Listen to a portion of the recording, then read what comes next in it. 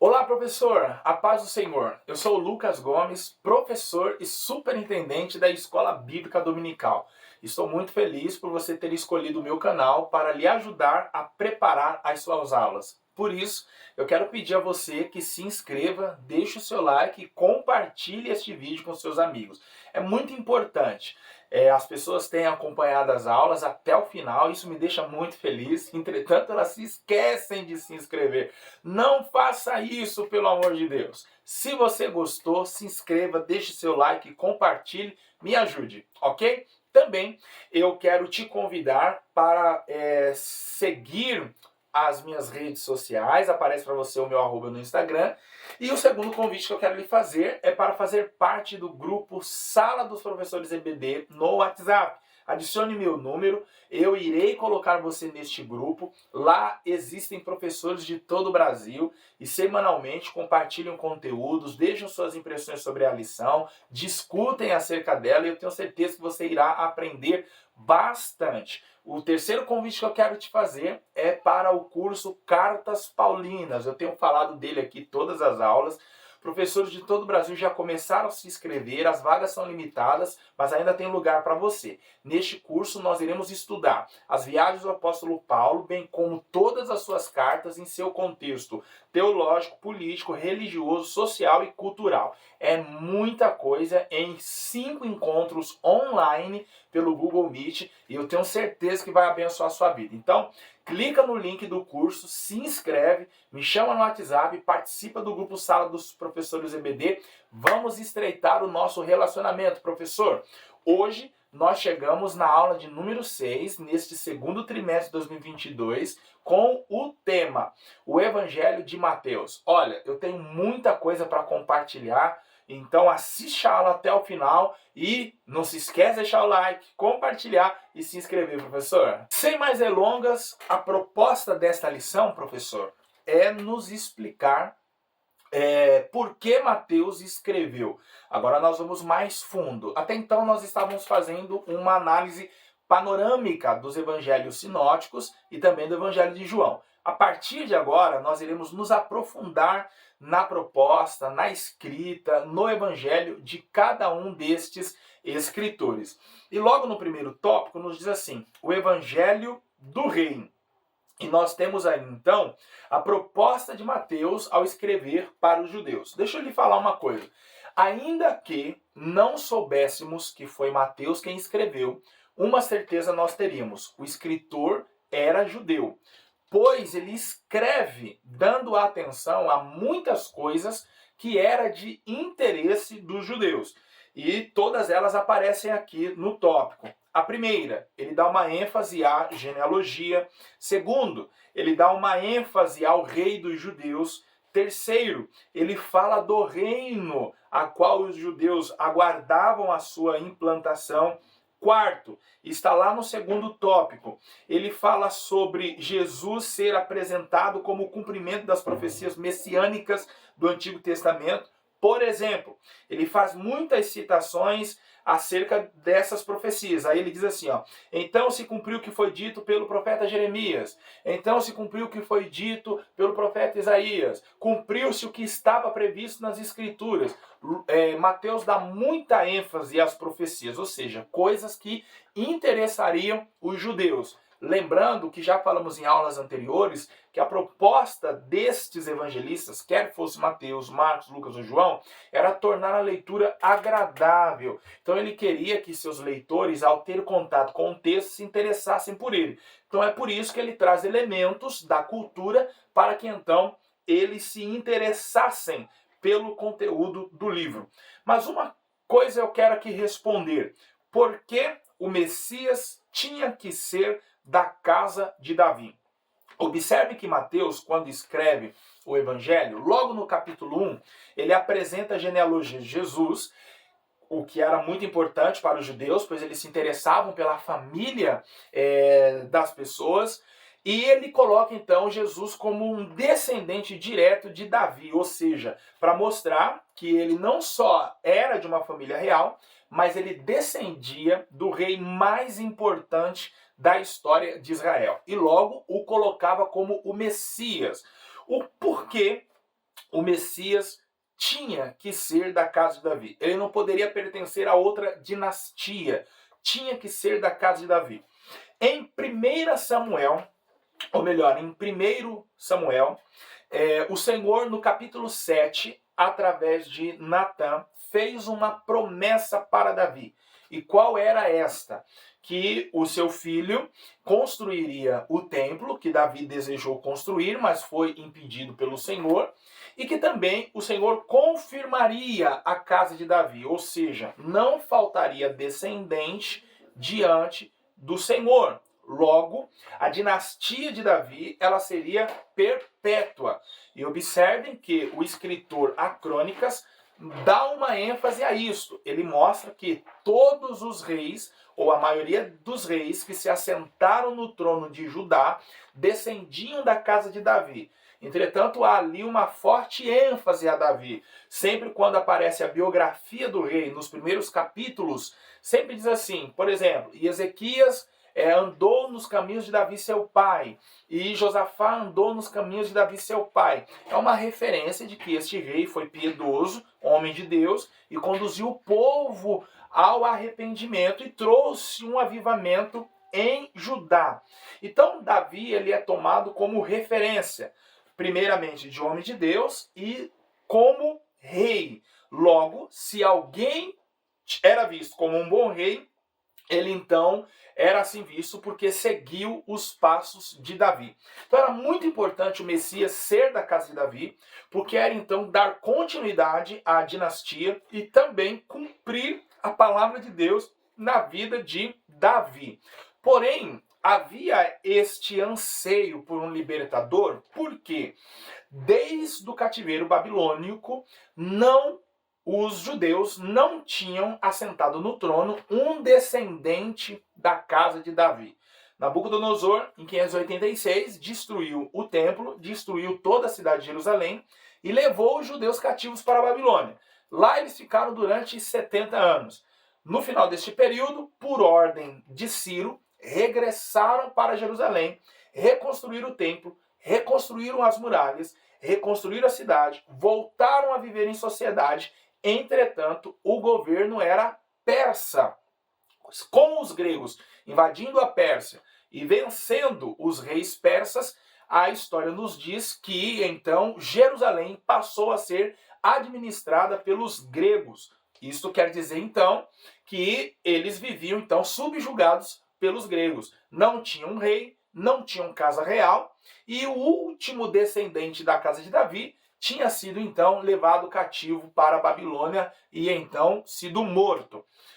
Com a dominação romana, os gregos foram vencidos e a administração de toda Israel passou aos romanos. Observem vocês que já são mais de 500 anos sem o representante da casa de Davi assentado no trono. Quem conhece a história sabe que houve um período em que Israel voltou a administrar as suas terras, independente de gregos, independente de romanos. E qual foi esse período? No 2º século antes de Cristo, quando a família dos Macabeus ascenderam ao poder. Foi um período de quase 200 anos, onde os sacerdotes também foram reis. Foi um período, poderemos dizer aqui, ímpar na história de Israel, porque os sacerdotes reinaram. Entretanto, você também sabe que os sacerdotes não eram da tribo de Judá, não descendiam da casa de Davi. Eles eram levitas, descendiam da casa de Arão. Então, mesmo que no período dos Macabeus houve um representante real ali da casa de Israel, este não era da casa de Davi. Então, já há mais de 500 anos, eles aguardavam, então, um descendente da casa de Davi assentasse no trono. E esse deveria ser o Messias, porque só ele teria condições, então, de libertar o povo do jugo de seus inimigos, do jugo dos gentios. No caso, os romanos. Então a figura do Messias estava muito atrelada a essa questão política. Aguardavam então aquele enviado por Deus profetizado por Isaías e os demais profetas, que então libertaria o povo deste grande jugo. Então é por isso que eles então aguardavam este líder político. Entretanto, o Messias, além de um líder político, é sobretudo um líder espiritual. E Jesus, então, quando veio cumprir o seu ministério, chegou com essa proposta: instalar um reino espiritual. A questão política será então tratada somente no milênio, quando ele voltar em glória, vencer o anticristo, o falso profeta e os exércitos inimigos, conforme nos narra a Bíblia em Apocalipse capítulo 19, e então o reino milenar começará aqui na Terra. Aí sim, o Messias instaurará um reino político. Até então ele era espiritual. E por isso os judeus o recusaram, não o aceitaram, porque eles aguardavam um líder político e não espiritual. É por isso que eles não entendiam as questões apresentadas por Jesus e o rejeitaram.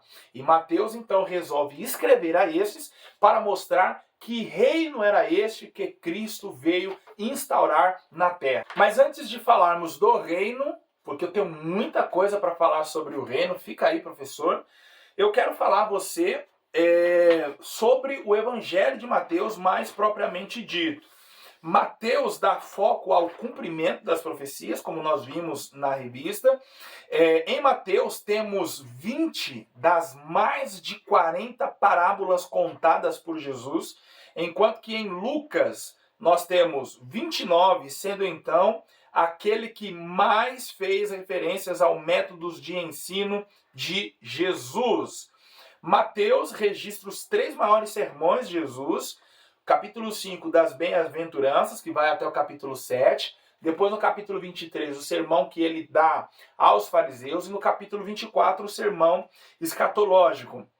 Em Mateus, temos a narrativa do nascimento de Jesus a partir do ponto de vista de José, enquanto que Lucas faz a partir da perspectiva de Maria. Por que Mateus não faz a narrativa do nascimento de Jesus a partir da perspectiva de Maria, como faz Lucas? O anjo indo na casa de Maria, avisando a ela o projeto de Deus e depois indo falar com José. Mas por que Mateus dá uma ênfase ao anúncio do nascimento de Jesus a José? Porque os judeus, eles não reconheciam as mulheres no espaço social. Então seria inadmissível Deus falar primeiramente com uma mulher e não com um homem. É por isso que Mateus mostra então José sendo avisado primeiramente. Mas agora, professor, falando sobre o reino, e eu quero lembrar você que este conteúdo eu irei compartilhar com você. Então me chama no WhatsApp. Eu irei mandar este PDF para que você então apresente aos seus alunos e eles conheçam o Evangelho de Mateus. Como eu disse, Mateus então tem a proposta de revelar este reino aos judeus, para que eles entendessem então que tipo de líder era Cristo. E Mateus vai fazer então a apresentação do reino a partir da ótica de Jesus. E, como nós vimos aqui, Mateus cita 20 das mais de 40 parábolas do nosso Senhor Jesus Cristo. E todas essas parábolas tinham como proposta nos apresentar o reino. Então, cada uma delas tem uma característica do reino para que, então, ao olharmos para todas, entendamos o que é o reino. A primeira delas, Mateus mostra Jesus comparando o reino à boa semente, no capítulo 13, ao grão de mostarda, ainda no capítulo 13, ao fermento de uma mulher, ainda no capítulo 13. Na verdade, aqui a maioria no capítulo 13. Há um tesouro escondido, há um negociante de boas pérolas. Eu vou comentar sobre isso aqui porque é uma parábola que coube em um versículo e para mim ela é muito poderosa. Jesus apresenta o reino comparando a uma rede lançada ao mar, ao rei que ajustou contas com os seus servos, no capítulo 18, ao homem proprietário de terra, no capítulo 20, ao rei que celebrou as bodas de seu filho, no capítulo 22, e as 10 virgens. Comentando sobre Mateus 13, 45, o negócio, ou melhor, a Mateus 13, 44, ao tesouro escondido, é uma parábola pequena, coube em um versículo. Mas Jesus diz que o homem encontrou um tesouro escondido no campo. E ele está comparando isso ao reino, nos dando uma característica do reino. E como entender essa parábola? Na época, as pessoas não tinham o hábito de guardar seu dinheiro nos bancos. O que elas faziam? Elas cavavam um buraco em suas propriedades e enterravam seus tesouros. Muitas dessas pessoas morriam sem antes revelar para os seus familiares onde estava o tesouro. Então era comum muitas famílias, do dia para a noite, com a morte do patriarca, ficarem simplesmente pobres, na rua da amargura. Então era comum também muitas pessoas vasculharem terrenos em busca de tesouros. A Bíblia diz que este encontrou um tesouro escondido no campo. Ele não poderia simplesmente se apropriar do tesouro uma vez que o achou.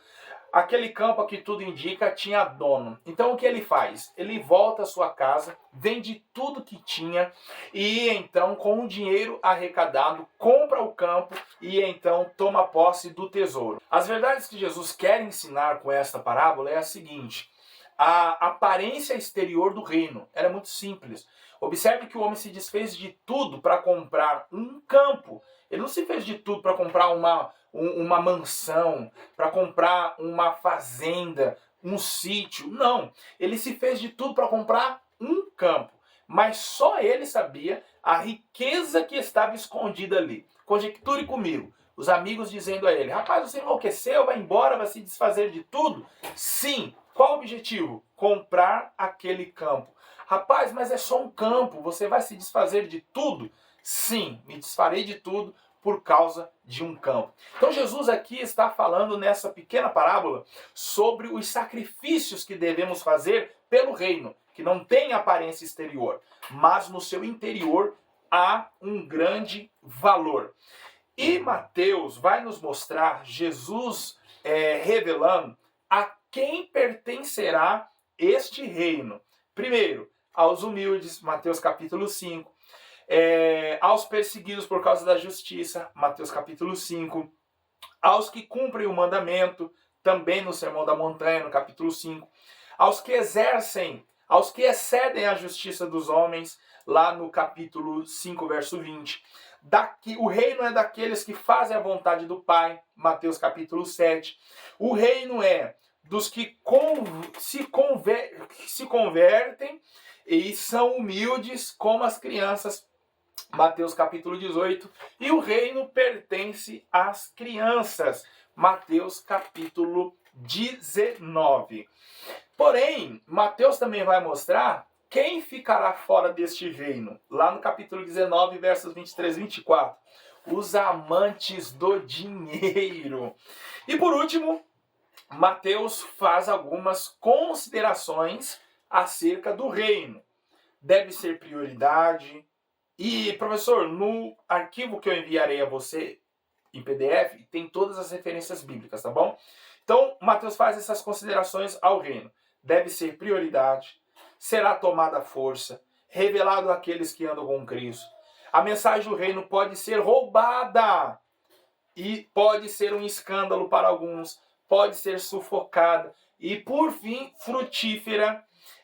No reino, os justos resplandecerão como o sol. A chave do reino foi entregue à igreja.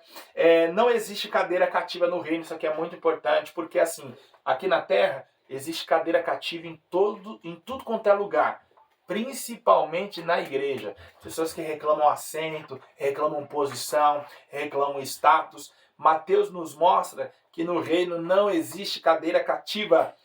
O reino é dado aos frutíferos, será pregado no mundo inteiro antes do fim.